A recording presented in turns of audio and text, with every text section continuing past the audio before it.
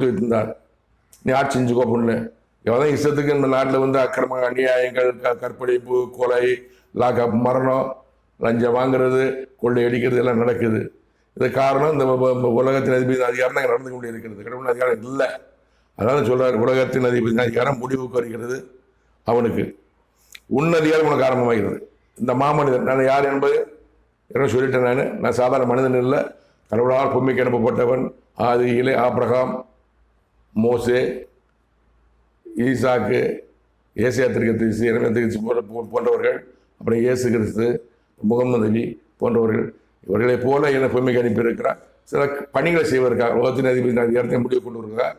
உலக ஜனங்கள் நல்ல பாதையில் நல்ல வாழ்க்கை அமைத்து கொடுக்க வேண்டும் என்பதற்காகத்தான். உன்னதிகாரம் உனக்கு ஆரம்பமாகிறது. என்ன அதிகாரம் எனக்கு ஆரம்பமாகிறது. இந்த மாமனிதனுக்கு அதிகாரம் கடவுள் கொடுப்பார். என்ன அதிகாரம் என்பதை பொறுத்து வந்து பார்ப்போம். ஆரம்பமாகிறது.